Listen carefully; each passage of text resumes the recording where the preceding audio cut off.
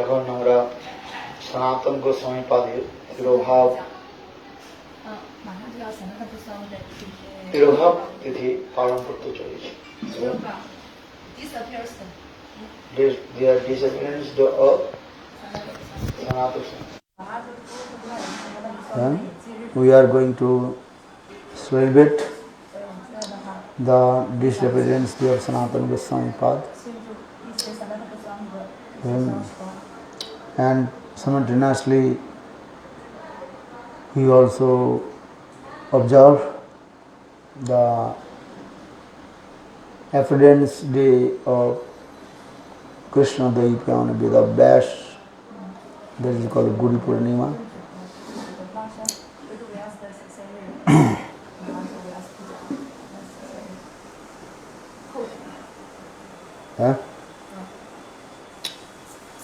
So we have to discuss about Sanatana Goswami Pad, who is the prominent Acharya in our Gaudiya Sampradaya. Sanatana Goswami Pad.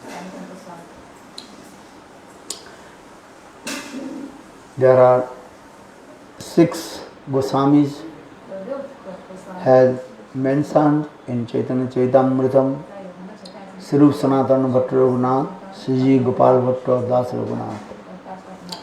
Then these are the 6 Goswamis. Eichai Goswami Kari Charana Bandhan Jahite Vignanas Avishtapuram. Eichai Goswami Jar Mohitar Das Tasavara Padarenu Mor Panchalas. Eichai Goswami Jabe Brije Koilan Vas Radha Krishna Nittalila Korilan Prakash. And Lord Chaitanya Mahaprabhu gave the order for the Goswamis, 6 Goswamis. And all they fulfilled all the desires of Lord Chaitanya Mahaprabhu. Chaitanya Mahaprabhu ordered to them, first you have to manifest it, the Braja Lupta Bhumi, that is Lupta Tirtha Uddhar. Lupta Tirtha Uddhar, that means the birthplace or sweet pastimes of Krishna and covered. So we have to manifest. So Lord Chaitanya first he told the 6 Goswamis, first that is called Lupta Tirtha Uddhar. Second, Vigraha Prakashan, Krishna's great grandson Vajranath, he manifested the Vigrahas, but that Vigrahas also disappeared. So for this regard, Lord Chaitanya Mahaprabhu told to them, they have to manifest the Vigraha, that is Vigraha Prakash. Second, Suddha Sadachar Grantha,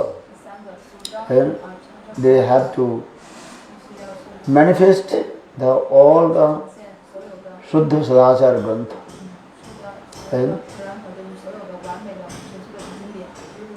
Or fourth,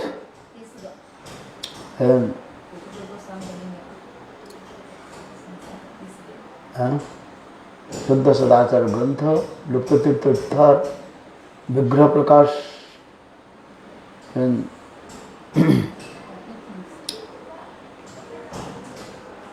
কটা হলো? 4টা হয়ে গেছে।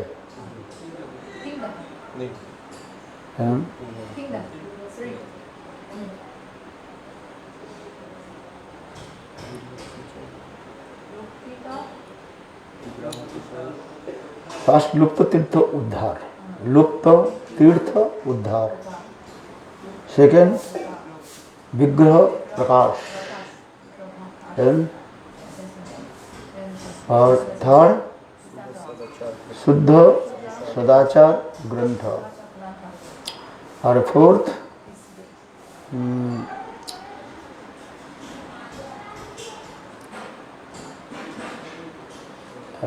just to forget.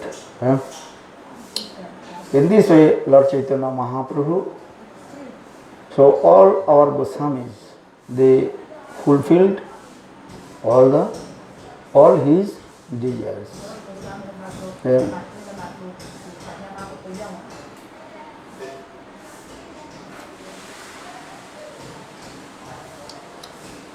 ग्रंथ प्रकाशन अलग है और से लुप्त क्या बोले शुद्ध सदाचार ग्रंथ तो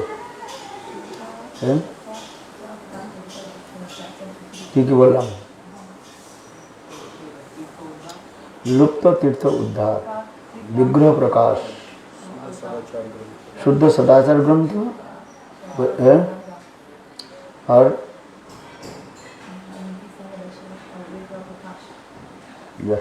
মনে হলো বলবো বলে ভুলে গেলাম। চলো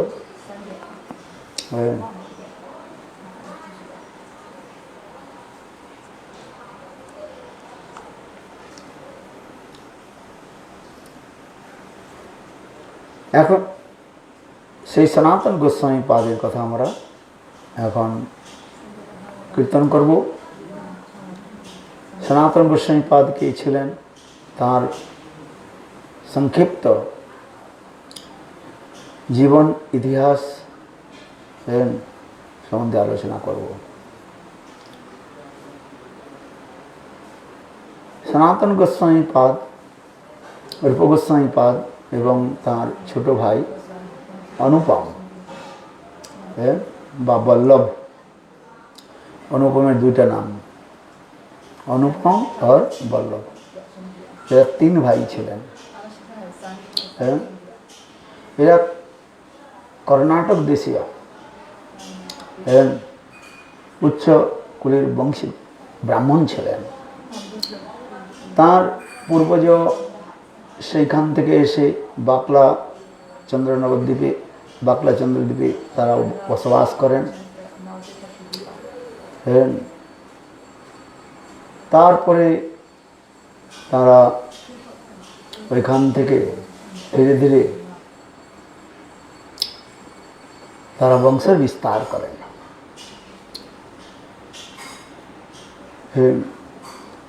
सनातन गोस्वामी पाद छिलेन सनातन गोस्वामी पाद रूप गोस्वामी पाद छिलेन मुसलमान राजा हुसैन शाहेर प्रधानमंत्री एवं वित्त मंत्री।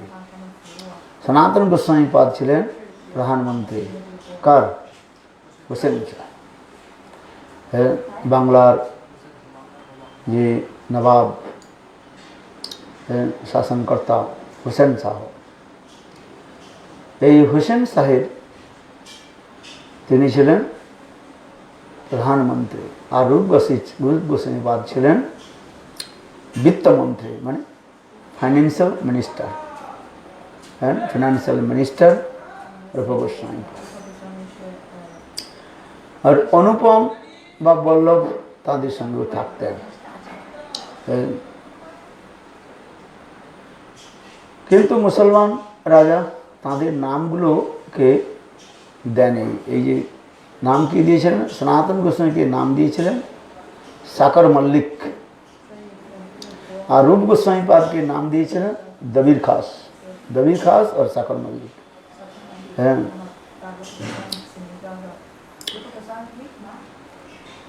दबीर खास এরা তিন ভাই রামকেলি গ্রামেতে বাস করতেন। কিন্তু তারা রাজ দরবারে কার্য করলেও তারা নিত্য সনাতন ধর্মের মধ্যেই প্রতিষ্ঠিত ছিলেন। তারা সদা সর্বদা কৃষ্ণ নাম কৃষ্ণ ভজন করতেন। কেবল যখন রাজ দরবারে যেতেন তখন সেগুলো বেশ মুসলমানের যে আলখাল্লা বেশ আদি রয়েছে সেইগুলো বেশ পড়ে যেতেন মাত্র। কিন্তু তারা যখন গৃহের মধ্যে থাকতেন, নিজের গৃহের মধ্যে থাকতেন, তারা বৈষ্ণবোচিত বেশি থাকতেন, হ্যাঁ বৈষ্ণবোচিত বেশ থাকতেন, বৈষ্ণব বেশ থাকতেন, আর রাধাকৃষ্ণের ভজন করতেন। যখন চৈতন্য মহাপ্রভু সন্ন্যাস গ্রহণের উপরান্ত জগন্নাথপুরী থেকে যখন বাংলা হয়ে বৃন্দাবন যাওয়ার জন্য প্রস্তুত নিলেন এবং রামকেলি গ্রামেতে যখন পৌঁছলেন, তখন রূপ সনাতন তারা মহাপ্রভুকে দূর থেকে দেখে তারা প্রণাম করলেন, আর মহাপ্রভুর সঙ্গে তারা মিলেছিলেন এবং তারা দুই ভাই দন্তে তৃণনিধায়ক, তৃণকে ঘাসকে দন্তে ধারণ করে অত্যন্ত দীনহীন হয়ে সাষ্টাঙ্গ দণ্ডবত প্রণাম করলেন মহাপ্রভুকে। আর তারা মহাপ্রভু বন্দনা করেছিলেন, এই যে বন্দনা, নমো মহাবদন্নায় কৃষ্ণ প্রেম প্রদায়তে কৃষ্ণায় কৃষ্ণ চৈতন্য নামনে গৌরত্তিসে নমঃ। এই যে মহাপ্রভু যে প্রণাম মন্ত্র, এটা রূপ সনাতনে বিরচিত। কি বললাম? কি প্রণাম মন্ত্র? নমো মহাবদন্নায় কৃষ্ণ প্রেম প্রদায়তে কৃষ্ণায় কৃষ্ণ চৈতন্য নামনে গৌরত্তিসে নমঃ। হে প্রভু, আপনি কৃষ্ণ, আপনি কেবল গৌর রূপ ধারণ করেছেন। গৌরত্তিসে, কিসে মানে বর্ণ, গৌরত্তিসে নমঃ, গৌর বর্ণকে আপনি কেবল ধারণ করেছেন। নমো মহাবদন্নায়, আমি আপনাকে প্রণাম করি। কেন না আপনার মতো মহাবদন্য প্রাপ্ত অতীব দুর্লভ। নমো মহাবদন্নায় কৃষ্ণ প্রেম প্রদায়তে, আপনি জগতের কি জন্য প্রকটিত হয়েছেন? জগৎ জীবকে ব্রহ্মাদির যে দুর্লভ কৃষ্ণ প্রেম প্রদান করবার জন্য। নমো মহাবদন্নায় কৃষ্ণ প্রেম প্রদায়তে কৃষ্ণায় কৃষ্ণ চৈতন্য নামনে গৌরত্তিসে নমঃ। অথবা আপনি যে শ্রীকৃষ্ণ চৈতন্য নাম ধারণ করেছেন, এটা জগৎজীবকে কেবল শিক্ষা দেওয়ার জন্য। যখন মহাপ্রভু কেশব ভারতী থেকে সন্ন্যাস নিয়েছিলেন, তখন তার কি নাম হয়েছিল? শ্রীকৃষ্ণ চৈতন্য। তাই তিনি বললেন যে আপনি যে এই নামটা যে গ্রহণ করেছেন, এটা কেবল জগৎজীবের শিক্ষা দেওয়ার জন্য, কিন্তু আপনি তো কৃষ্ণ। অথবা কৃষ্ণ নাম দিয়ে জগৎকে আপনি চেতন করাবেন, চৈতন্য প্রদান করবেন। এই জন্য নাম হচ্ছে চৈতন্য। কৃষ্ণ নাম দিয়া জগতে করানো চেতন, এই জন্য নাম হলো আবার কৃষ্ণ চৈতন্য। বুঝতে পেরেছেন? এই প্রণাম মন্ত্রটা রূপ সনাতন দন্তে ধারণ করে মহাপ্রভুর চরণে স্তুতি করলে লাগলেন। তখন মহাপ্রভু তাঁদের দুইজনকে নিজে উঠালেন। উঠিয়ে মহাপ্রভু নিজে বললেন, দেখো রূপ সনাতন। মহাপ্রভুর নামকরণ করেছিলেন, কি নাম দিয়েছিলেন? রূপ সনাতন। সনাতন গোস্বামী, সনাতন গোস্বামী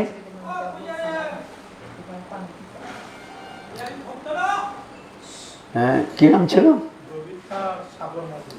দবির খাস সাগর মল্লিক, ও তো মুসলমান হিসেন শাহ দিলেন। তার আগে গৃহপ্রদত্ত কি নাম ছিল? গৃহপ্রদত্ত নাম ছিল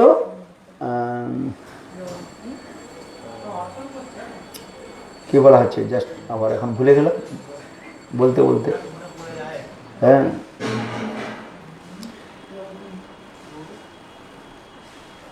এই মহাপ্রভু অ্যাকচুয়াল এই মহাপ্রভু নাম দিয়েছেন তাদের রূপ সনাতন। বুঝতে পারছেন? আর মহাপ্রভু নিজে বললেন, তোমরা আমার নিত্য কিঙ্কর। মহাপ্রভু জেনে নিয়েছেন যে এরা তো আমার সেই কৃষ্ণ লীলায় রূপমঞ্জরি আর লবঙ্গ মঞ্জরি। সনাতন গোস্বামী পাদ ছিলেন কৃষ্ণলীলায় লবঙ্গ মঞ্জরি, আর রূপ গোস্বামী পাদ ছিলেন রূপমঞ্জরি। এই যে মহাপ্রভু বললেন তোমরা তো আমার নিত্য কিঙ্কর, রাধারানী নিত্য দাসী। মহাপ্রভু বুঝে নিয়েছে, অমর আর সন্তোষ। হ্যাঁ, সনাতন গোস্বামীর নাম ছিল, গৃহপ্রদত্ত নাম ছিল সন্তোষ, আর রূপ গোস্বামী পাদের গৃহপ্রদত্ত নাম ছিল অমর। অমর অমর, হ্যাঁ, বুঝতে পেরেছেন। কিন্তু এই হুসেন শাহ মুসলমান তাদের নামটা পাল্টে দিলেন। মুসলমান নাম হলে তাদের ভালো লাগে না, হ্যাঁ, কি এসব হিন্দুদের নাম কি গ্রহণ করব, হ্যাঁ, এই জন্য তারা অমরকে কি দিলেন, রূপ গোস্বামী, এই কে বলে দবির খাস, আর সন্তোষ সনাতন গোস্বামী পাদের নামটা পাল্টে দিলেন সাকর মল্লিক। হ্যাঁ, এই মুসলমানের নাম তারা রাজ দরবারে কার্য করে। এখন হয়তো আপনার সন্দেহ হবে বা মনের মধ্যে আসবে, এরা কি করে প্রধানমন্ত্রী কি করে হয়ে গেল, হ্যাঁ, রাজমন্ত্রী কি করে হয়ে গেল? হ্যাঁ, এর মধ্যে একটা সুন্দর ইতিহাসও রয়েছে। হ্যাঁ, শুনুন ভালো করে, যে সনাতন গোস্বামী পাদ হুসেন শাহের প্রধানমন্ত্রী কি করে হলেন, আর রূপ গোস্বামী পাদ কি করে বিত্তমন্ত্রী কি করে হলেন। হ্যাঁ, এর মধ্যে সুন্দর একটা ইতিহাস রয়েছে। এক সময় হুসেন শাহ তিনি রাজমিস্ত্রিদের বললেন, রাজমিস্ত্রি জানো যারা ওই বিল্ডিং তৈরি করে, বিল্ডার্স, হ্যাঁ, যারা ওই রাজমিস্ত্রির কাজ করে, ইট পাথরে দিয়ে মন্দিরটা তৈরি করে, ঘর তৈরি করে, তাদের বলা হয় রাজমিস্ত্রি, তাই না, আর্কিটেক্ট। এখন রাজমিস্ত্রি তাকে বললেন যে তুমি একটা সুন্দর একটা সৌধ তৈরি করো, হ্যাঁ, সৌধ সময় বিশাল একটা আমার জন্য একটা রাজপ্রাসাদ তৈরি করো। হ্যাঁ, you build very nice beautiful building, unique and unparalleled, যেটা সর্বোচ্চ সুন্দর হয়, তার মতো কেউ আর বানাতে না পারে। তখন সেই রাজমিস্ত্রি বলল ঠিক আছে আমি বানিয়ে দেবো। হ্যাঁ, যখন 1-1.5 বছর লাগলো, বিশাল করে একটা রাজপ্রাসাদ তৈরি করা হলো। হ্যাঁ, এখন যখন রাজপ্রাসাদ যখন হয়েছে তখন সেলিব্রেশন হবে। হ্যাঁ, সেলিব্রেশন বুঝেছ? হ্যাঁ, যেমন মন্দির নির্মাণ করলে সেলিব্রেশন, মানে কি হলো প্রতিষ্ঠা, মন্দির প্রতিষ্ঠা হয়, গৃহ প্রতিষ্ঠা যেগুলো কথাগুলো বলা হয়, সেইরূপ সেই সৌধ প্রতিষ্ঠা হবে। সেই প্রতিষ্ঠার মধ্যে অনেক বড় বড় রাজাদের ডেকেছেন, আর বড় বড় মিস্ত্রিদের ডেকেছেন, সকলের ডাকা হয়েছে ওখানে। এখন সকলে সেই বিল্ডিংয়ের খুব সৌধের খুব প্রশংসা করছে, বলে এমন সুন্দর বিল্ডিং তো আমি কোথাও দেখি নাই। সকলেই বলছে সত্যি সত্যি সেই হুসেন শাহের যে রাজপ্রাসাদটা তৈরি করা হয়েছিল অপূর্ব, দেখতে খুব সুন্দর ছিল। হ্যাঁ, তখন সকলে প্রশংসা করছে। এখন মুসলমান রাজা খুব প্রসন্ন হয়েছে। ভাই, এই জগতের মধ্যে লোক কি চাই জানেন? আত্মপ্রশংসা, আত্মপ্রশংসা। হ্যাঁ, কেউ যদি আমার আত্মপ্রশংসা করে আমার খুব আনন্দ হয়। হ্যাঁ, আমার বলো জয় বন মহারাজ কি জয়, এদের বলে না আমার জয়টা দিবে না, কিন্তু আমি কি চাই বলুন তো, জয় দাও জয় দাও মরতে। আচ্ছা সত্য কি না? হ্যাঁ, এটা আমরা শুনতে চাই। আচ্ছা সত্য কিনা? এইটা হচ্ছে অন্তর্হিত হৃদয়ের মধ্যে থাকে। কেউ যদি বলে না না আমার জয় দিবে না, আমার জয় দিবে না, আমার জয় দিবে না, আমার জয়, two negative makes a positive, এটা সত্য। হ্যাঁ, এটা অত সহজে যায় না। হ্যাঁ, আত্মপ্রশংসা করা আর আত্মপ্রশংসা শুনতে কে চায় না বলুন তো?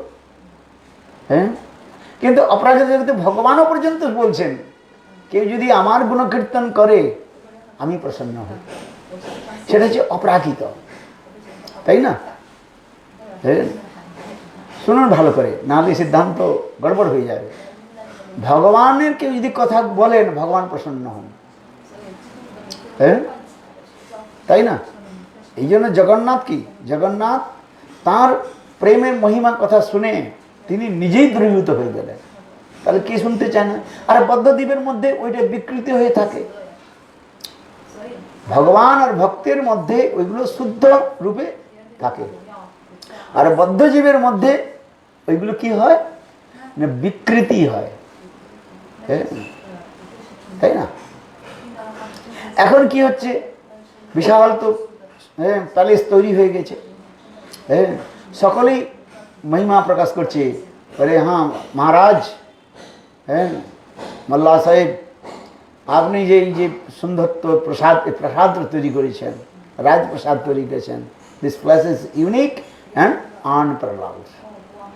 সকলেই প্রশংসা করছে। মুসলমান রাজা সমস্ত বড় বড় মন্ত্রীগণ থেকে আরম্ভ করে যত লোককে নিমন্ত্রণ হয়েছিল সবকে প্রসাদ দেখাচ্ছেন, খাওয়া দাওয়ার সুন্দর ব্যবস্থা করা রয়েছে, সব কিছু রয়েছে। রাজার কথা আমাদের মতো সামান্য নাকি? এখন কি হয়েছে জানেন, এখন অন্তে মিস্ত্রিকে বলছে, রাজমিস্ত্রিকে বলছে তুমি কিছু বলো। এখন রাজমিস্ত্রি বলতে গিয়ে বলছে যে হ্যাঁ ইচ্ছা, দেখো বললাম না, সকলে কিছু না কিছু আত্মপ্রশংসা চায়। যতই বলুন না কেন আমি চাই না, এটা হয় না। যদি বলছে আপনি রান্না করে, যদি বলি হ্যাঁ খুব ভালো রান্না হয়েছে, আচ্ছা কথাটা শুনে হৃদয়ে কি হয়, আনন্দ হয় কি হয় না? যদি আমি বলি না না আপনার রান্নাটা ভালো হয়নি, তখন আপনার হৃদয়ের মধ্যে দুঃখটা হয়। এত কষ্ট করে রান্না করলাম, আগুনে পুড়ে জলে ভিজে করলাম, আর বলি এখন রান্নাটা ভালো হয়নি। আচ্ছা ভালো লাগবে আপনার শুনতে? আত্মপ্রশংসা সকলে চায়, চাই কি চাই না বলুন? একজন লোক একজন সাধুর কাছে গিয়ে বলল, দেখো আমার পত্নী আমাকে ভালোবাসে না, খালি ঘরে যাই তো খালি কথা বলতে থাকে, মানে বকতে থাকে, তুমি সারাদিন কি করো, ঘুরে বেড়াও, কাজ করো না, করো না, করো না। ভাই সারাদিন আমি কাজ করি, ঘরে গিয়েই আমার পত্নী কেবল ঝগড়া করে। শুনছেন? ভালো করে শুনুন। পত্নী খালি ঝগড়া করে। পত্নী আমার কি করে প্রসন্ন হয় বলুন তো? তখন সাধু বলছেন একটা কাজ করো, তোমার পত্নী রান্না করে তোমার জন্য, হ্যাঁ যা রান্না করবে সে ভালোই করুক আর খারাপ করুক, লবণ বেশি করে দিক আর কম করে দিক, যাই রান্না করো, পুড়ে ছুড়ে যাই করে রান্না করুন না কেন, তুমি যখন খেতে বসবে না, খাওয়ার সময় কি করবে, তার প্রশংসা করবে, তাহলে সে প্রসন্ন হবে।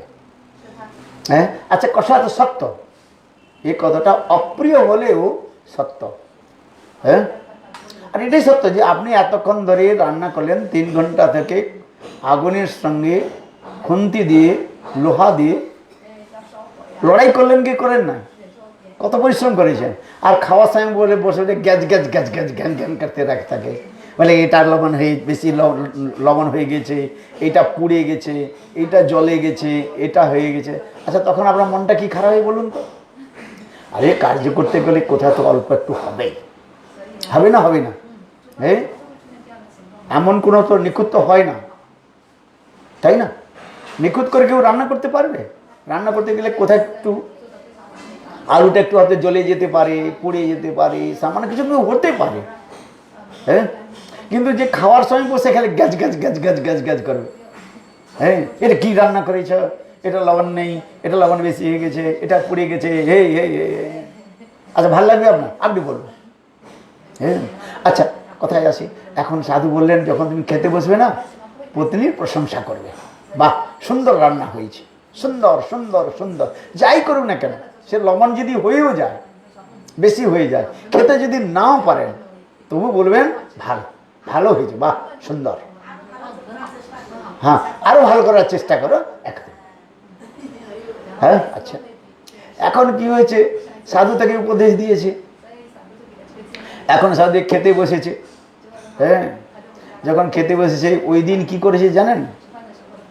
ঠান্ডার সময় ছিল, গরম গরম হ্যাঁ ওই বাঁধাকপি দিয়ে পরোটা তৈরি করে, পরোটা খান না, বাঁধাকপি দিয়ে বাঁধাকপি কুচ কুচ কুচ কুচ কুচ করে কেটে কেটে আর ওই আটা দিয়ে হ্যাঁ সুন্দর করে আর ওই পরোটা তৈরি করে না, ঘি দিয়ে দুই পা দিয়ে হ্যাঁ করে দিই, হ্যাঁ খুব সুন্দর হ্যাঁ মশলা টশলা দিয়ে পরোটা তৈরি করা হয়েছে। কিছু পরোটা? বাঁধাকপির পরোটা তৈরি করা হয়েছে। এখন খেতে দিয়েছে, রান্নাটা খুব মানে খাওয়াটা খুব সুন্দর হয়েছে। আর আলুর একটু সবজি হয়েছে, হ্যাঁ বাঁধাকপির পরোটা আর হ্যাঁ চাকাচাক আলুর সবজি, হ্যাঁ একটু জুস জুস থাকে না তখন একটু কেটে বাহ গরম গরম, হ্যাঁ আর একটু মাখন দিয়ে দিয়েছে, সাদা সাদা মাখন, খেতে আরম্ভ করেছে। হ্যাঁ শুনেছেন? হ্যাঁ সেই শীতকালে এটা খেতে এত আনন্দ লাগে আর কি বলবো।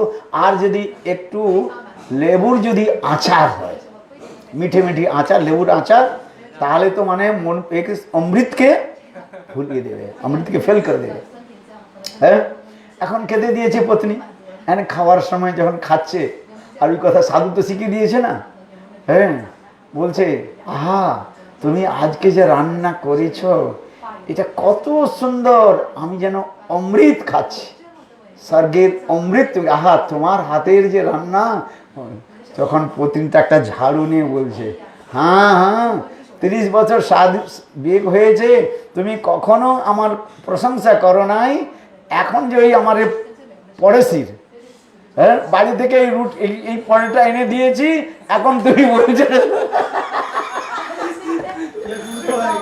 হ্যাঁ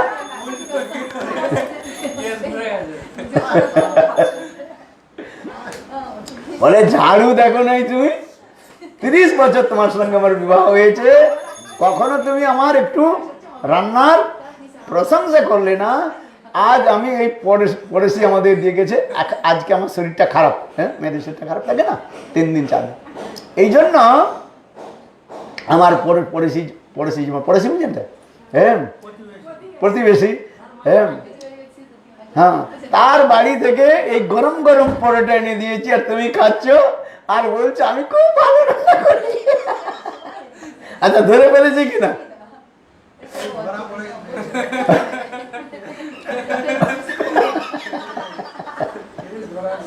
বলে কোথায় যাবে? মেয়েদের কাছে আপনি কখনো চালাকি করতে পারবে না, ধৃষ্টতা করতে পারবে না। মেয়েরা সব জানে, সব বুঝেন কি বুঝেন না? হ্যাঁ বলে মেয়েদের এত বুদ্ধি, শাস্ত্রের মধ্যে বলা আছে আহারে দ্বিগুণশ্চৈব বুদ্ধি তাসাং চতুর্গুণা, ব্যবসায় ষড়গুণা স্মৃত কামই অষ্টমৃতা, এগুলো শ্লোক রয়েছে। হ্যাঁ আহারে দ্বিগুণশ্চৈব, কিন্তু সকল মেয়েরা নাকি পুরুষ থেকে দুগুণ আহার করে, এগুলো শাস্ত্রের মধ্যে বলে, আপনার করেন করেন না সেটা মনে করবেন না। আহারে দ্বিগুণশ্চৈব বুদ্ধি তাসাং চতুর্গুণা, বলে মেয়েদের বুদ্ধি হচ্ছে ছেলেদের থেকে 4 গুণা বেশি। হ্যাঁ মেয়েদের বুদ্ধি হচ্ছে ছেলেদের থেকে কয় গুণা বেশি? 4 গুণা। এই যখন দেখেন না মেয়েগুলো স্কুলের মধ্যে দেখেন মেয়েগুলো বেশি ফার্স্ট হয়, আপনি দেখবেন স্কুল কলেজে যত হয়ে আসবে দেখবেন মেয়েরা বেশি পড়াশোনা করে। বর্তমান যে কলেজ এখন যে যতগুলো দেখা যাচ্ছে স্টেটমেন্ট নিয়ে গিয়ে দেখবেন মেয়েগুলোই বেশি পড়াশোনা করে। হ্যাঁ হ্যাঁ MA PhD করে সব মেয়েরাই বেশি করে। হ্যাঁ স্কুলের মধ্যে দেখুন, হ্যাঁ ছেলেগুলো তো সব এদিক ওদিক ঘুরে বেড়াবে আর মেয়েগুলো পড়াশোনা করে। হ্যাঁ ঘরে বিয়ে করে এসছে, বউটা হচ্ছে MA আর ছেলেটা হচ্ছে ম্যাট্রিক পাস। হ্যাঁ দেখি তো আমরা তুমি বলে বিয়ে করে বলে পাওয়া যায় না ছেলে, MA পাস ছেলে পাওয়া যায়নি বলে বাবা আমাকে এই ম্যাট্রিক পাস ছেলের সঙ্গে বিয়ে দিয়েছে, কি করবো পাবোটা কোথায়? হ্যাঁ মেয়েগুলো বেশি পড়াশোনা করে, MA PhD করে। এই জন্য আহারে দ্বিগুণশ্চৈব বুদ্ধি তাসাং চতুর্গুণা, ব্যবসায় ষড়গুণা। আর মেয়েরা ব্যবসা যদি করে 6 গুণে বুদ্ধি রাখে। হ্যাঁ এই জন্য দেখবেন যেখানে ব্যবসা ক্ষেত্রে না বেশিরভাগ মেয়েদের সেখানে রাখা হয়, সেলস উমেন রাখা হয়, সেলসম্যান আর সেলস উমেন রাখা হয়। কেন? মেয়েগুলো খুব বুদ্ধি, বিক্রি করে। দেখুন এই যে এয়ার হোস্টেস থাকে না, বেশিরভাগ মেয়েরা থাকে ওখানে রাখা হয়। एयर होस्टर है, एरोप्लेन में है, सब में বিমান সেবিকা রাখা হয় এখানে বেশিরভাগ। 2 জন কি 3 জন মাত্র বিমান সেবক থাকে, আর বেশিরভাগ 10 জন 12 জন 14 জন সব বিমান সেবিকা, এমনকি পাইলট পর্যন্ত ওমেন স্ত্রী থাকে। হ্যাঁ, কেন? এগুলো হচ্ছে বিজনেসের কলা কৌশল। হ্যাঁ, চলো আর অধিক বলা যাবে না। এখন কেন বলছি? হ্যাঁ, সনাতন গোস্বামীর কথাই বললাম। কি বলতে গেলাম? মহা না, এই সনাতন গোস্বামী যে বললাম ও খুব মানে হ্যাঁ রাজমিস্ত্রি, মহামিস্ত্রি নয়, কি বলি মহামিস্ত্রি, রাজমিস্ত্রি। রাজমিস্ত্রি তখন বলছে, বলতে গিয়ে হঠাৎ করে তার শিল্প টাং হয়ে গেল। হ্যাঁ, কি হয়ে গেল? বলে দিলেন যে হ্যাঁ এই তো রাজপ্রাসাদ সুন্দর হয়েছে, এর থেকেও আমি একটু কিছু করতে পারতাম, বেশি করতে পারতাম।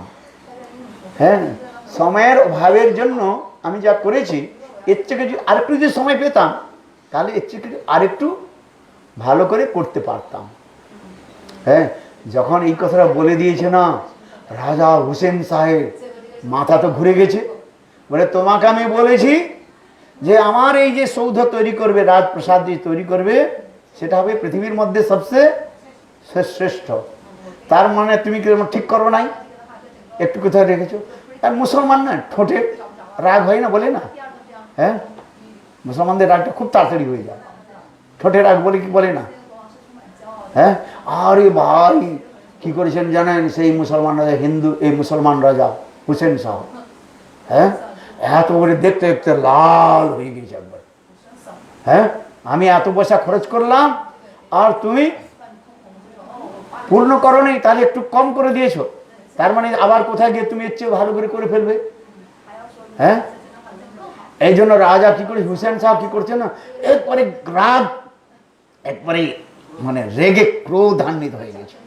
হ্যাঁ, শরীর গম কাঁপছে। আর করে গেলেন মুসলমান গেলেন। হ্যাঁ, ওই রাজমিস্ত্রি ছিল না, যে বড় হেড রাজমিস্ত্রি ছিল, তাকে ধরে বিশাল সৌধ মন্দির উপর থেকে ছুঁড়ে ফেলে দিল, মেরে দিল। আর কোথায় এইসব উৎসব হবে, কিছু হবে, রাজা বলে না, সেলিব্রেশন আজকে হবে না। হ্যাঁ, এখন রাজার যে সেবক ছিল, হ্যাঁ, তার সঙ্গে আসছে, রাজা যখন নিচে থেকে নামছে তখন সেবককে এইটুকু বললেন, যাও নিয়ে এসো। কি নিয়ে আসবে কিছু বলেন নাই।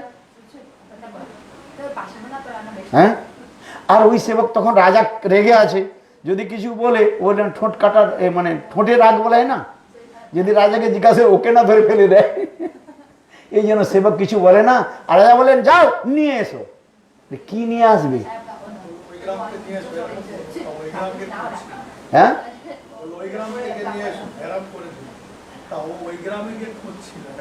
এখন নিয়ে আসো বলে নিচে। এখন কি করছে না ওই সেবক, এখন এদিক ওদিক ঘুরছে, বলে কি নিয়ে আসবো, কি রাজাকে কি বলবো। আর রাজাকে যদি জিজ্ঞাসা করা যায়নি তখন, এখন কেউ যদি ক্রোধে ফেটে পড়ে তাকে যদি আবার কিছু বলে, সে তো আবার আমাকে মেরেই দেবে। হ্যাঁ, মুসলমানদের মারতে খুব কষ্ট হয় না। হ্যাঁ, বাস ধরো জবাই খাচ্ছে। হ্যাঁ,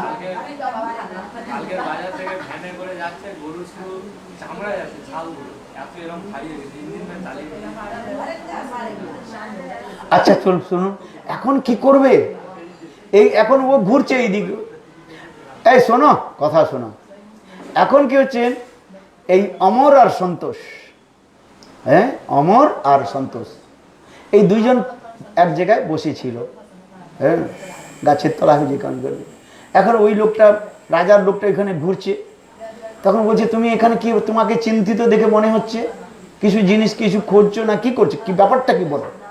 তখন সে খুলে বলল যে এই আমাকে রাজা আমাকে আদেশ দিয়েছে, যাও নিয়ে এসো। কি নিয়ে আসবো আমি তো জানি না। তখন অমর সন্তোষ কথাটা শুনে বললেন, আচ্ছা বলুন তো, রাজা যখন আপনাকে যখন বলেছিল নিয়ে এসো, তখন রাজার চোখটা কোন দিকে ছিল? হ্যাঁ ভাই, আপনাকে বলুন, এই ধরুন এখানে জলের গ্লাসটা রয়েছে, আমাকে আমি বলবো যে জল, আমি বলে নিয়ে এসো, মানে জল নিয়ে এসো বলবো। আমি যদি জলটা না বলি, কেবল গ্লাসের দিকে তাকিয়ে থাকি, তাহলে আমার উদ্দেশ্যটা কি হলো? জলের গ্লাসটা নিয়ে, এটি তো সেবকের বুদ্ধি।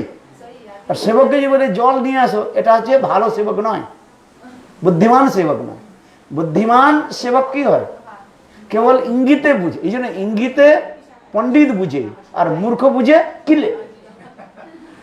কি বললাম? ইঙ্গিতে পণ্ডিত বুঝে, আর মূর্খ বুঝে কিলে।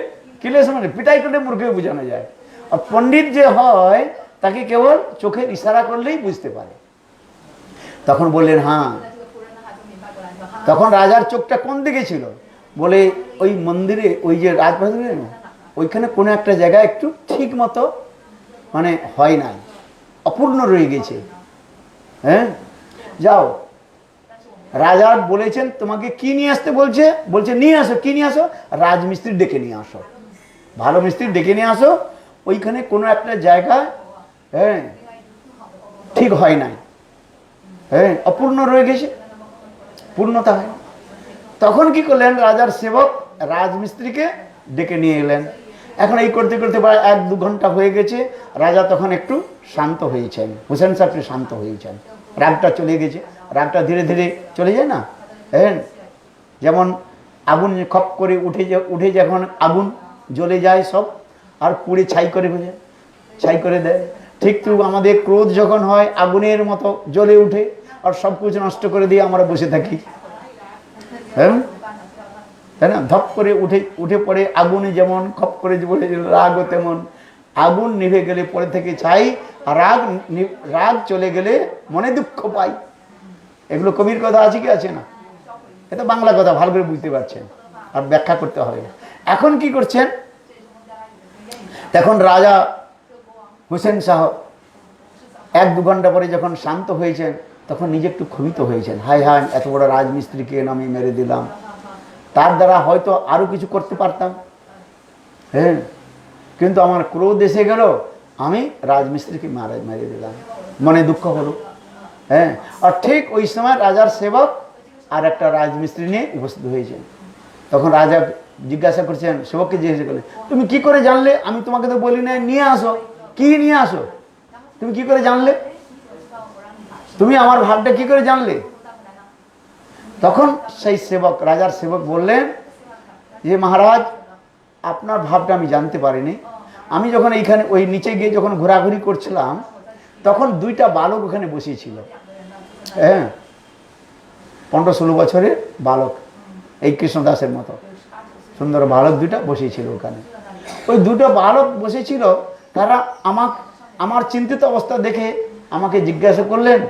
তখন আমি বললাম, তখন তারাই বলল যে রাজা তোমাকে বলেছে রাজমিস্ত্রি নিয়ে আসো। তখন রাজার একটু মাথার মধ্যে এলো, ও তাহলে ওই 2টো বালক অত্যন্ত বুদ্ধিমান। হ্যাঁ, ওদের আমাকে মন্ত্রিসভার মধ্যে নিয়ে আসতে হবে। হ্যাঁ, তাহলে আমার রাজকার্য ঠিকভাবে চলবে। হ্যাঁ, কথায় বলে না, কি বলে, রাজার চোখ নাই আর জলেরও চোখ নাই, তাই না? রাজার চোখ নেই, রাজার অন্য লোকে যা বলি সেই কথা রাজা স্বীকার করে নেয়। আর জলের চোখ নেই, জল যেদিকে উঠাবো সেদিকে উঠতে থাকে, উপর দিকে উঠাও পাম্প করে উঠতে থাকে। হ্যাঁ, জলের স্বাভাবিক বৃত্তিকে নিম্নগামী, কিন্তু জলকে আমাকে উপর দিকে উঠাও, বাঁধ বেঁধে উপর উঠাও, যদি উপর উঠা যায় উঠাও, অথবা পাম্প করে জল উঠা, 10 চাল উপরে ট্যাঙ্কি আছে না, 3 মঞ্জিল পর জল উঠে যাচ্ছে, উঠছে না। হ্যাঁ, এই জন্য কথায় কথা, লোকে বাংলায় কথা আমাদের বলা হয় যে রাজার চোখ নেই আর জলেরও চোখ নাই, যেদিকে চলো সেদিকে চলতে থাকে। হ্যাঁ, রাজা চোখে দেখে না, কানে দেখে, লোকে যা বলেই সে কথাটা শুনে আর সেটাকে মনে করে ঠিক। হ্যাঁ, তাহলে রাজাকে পরিচালনা করার জন্য একজন বিশেষ সুদক্ষ লোকের প্রয়োজনীয় রয়েছে, তাকে বলা হয় মন্ত্রী। যিনি সুমন্ত্রণা দেন তাকে বলা হয় মন্ত্রী বলা হয়। হ্যাঁ, তাই না? কটা বাজলো? 7:45। এখন কি হয়েছে, হ্যাঁ, তখন হুসেন শাহ নিজে মনে মনে চিন্তা করলেন, আমার রাজ্যকে যদি সুদৃঢ় করতে হয়, রাজকার্য পরিচালনাকে যদি ভালো করে করতে হয়, তাহলে নিশ্চয়ই এই দুইজন বালককে আমার, হ্যাঁ, মন্ত্রীর পদে অধিষ্ঠিত করতে হবে, মন্ত্রী পদ দিতে হবে। তখন ওই দুইজন বালককে ডেকে আনলেন, তখন তাদের পরিচয় নিলেন।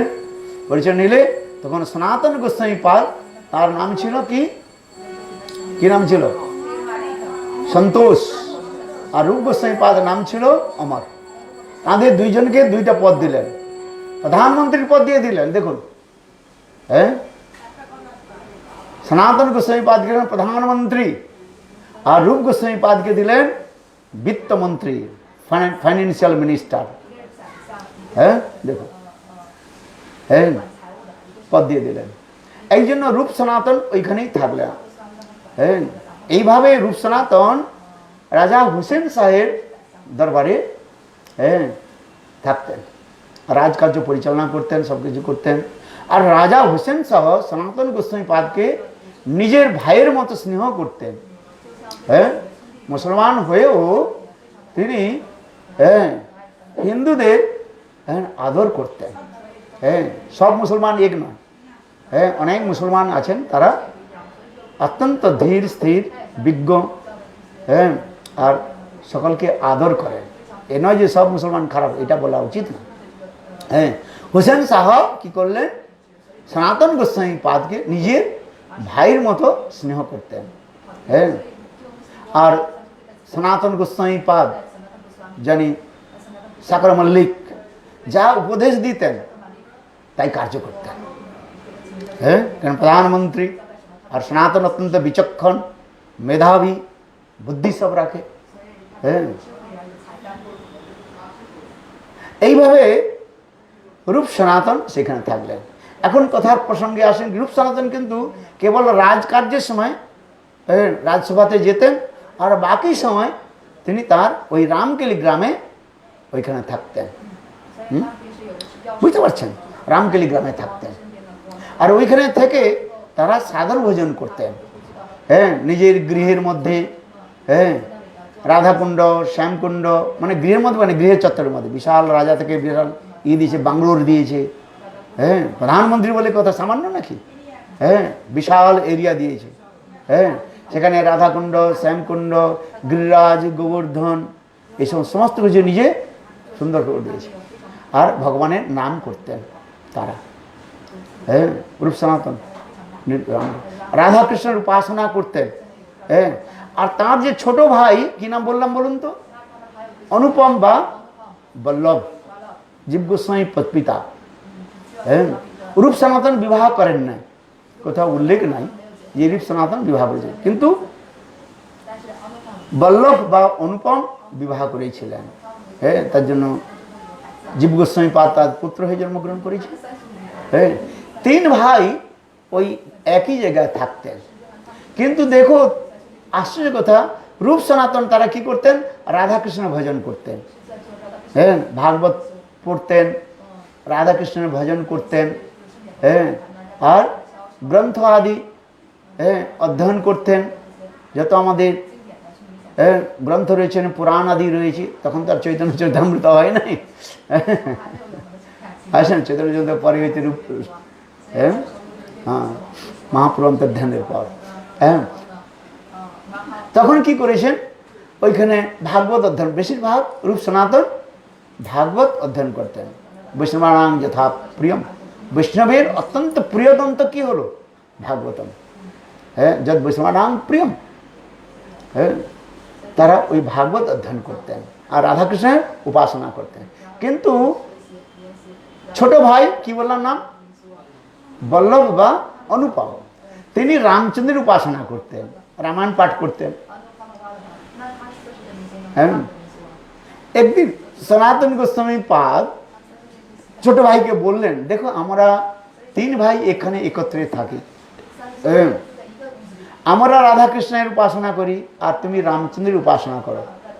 হ্যাঁ, কিন্তু দেখো রামচন্দ্র অপেক্ষা কৃষ্ণের সৌন্দর্য, মাধুর্য, গুণ আদি অধিক শাস্ত্রের মধ্যে রয়েছে। হ্যাঁ, রামচন্দ্রের কত গুণ রয়েছে? 62.5 গুণ রয়েছে।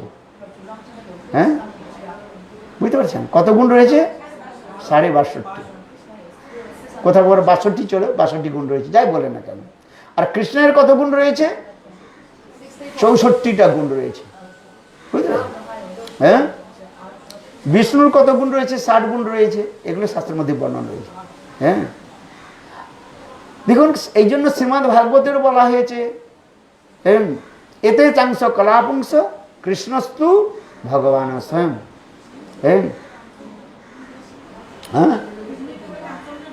বিষ্ণু থেকে রামচন্দ্র, বিষ্ণু তো 60টা গুণ, আর রামচন্দ্রের হচ্ছে 62টা গুণ বা 62.5টা গুণ।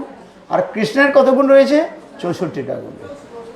আবার কৃষ্ণের যে 64 গুণের মধ্যে 4টা গুণ অন্য কোনো অবতারের মধ্যে নাই, রামচন্দ্রের মধ্যেও না। সেটা হচ্ছে রূপ মাধুর্য, লীলা মাধুর্য, প্রেম মাধুর্য, আর হচ্ছে বেণু মাধুর্য। এইভাবে রূপ সনাতন অনুপমকে বললেন যে কৃষ্ণের ভজন করো, কৃষ্ণস্তু ভগবান স্বয়ং, স্বয়ং ভগবান। হ্যাঁ, এতে চাংশ কলাপুংস কৃষ্ণস্তু ভগবান স্বয়ং। কৃষ্ণের ভজন করা শ্রেষ্ঠ। হ্যাঁ ভাই, শ্রেষ্ঠ তো ভজন করতে হবে না? হ্যাঁ, তাই না? যে রূপা অপেক্ষা যদি সোনা প্রাপ্ত হয়, তাহলে রূপা অপেক্ষা সোনাকে আপনি গ্রহণ করতে হবে। স্বর্ণ অপেক্ষা আরও যদি মণি মুক্তা হীরা যদি পাওয়া যায়, যত মূল্যবান বস্তু প্রাপ্ত হয় সেই মূল্যবান বস্তুটা গ্রহণ করতে হবে। হ্যাঁ, ঠিক তদরূপভাবে রূপ সনাতন অনুপমকে বললেন যে ভাই, রামচন্দ্রের সেবা, রামচন্দ্রের উপাসনা না করে কৃষ্ণের উপাসনা করো। আমরা 3 ভাই একত্রে আছি। হ্যাঁ, তুমি রামচন্দ্রের উপাসনা কেন করবে? হ্যাঁ, আমরা সকলে এক মন হয়ে কৃষ্ণের উপাসনা করি। হ্যাঁ, কৃষ্ণ শ্রেষ্ঠ।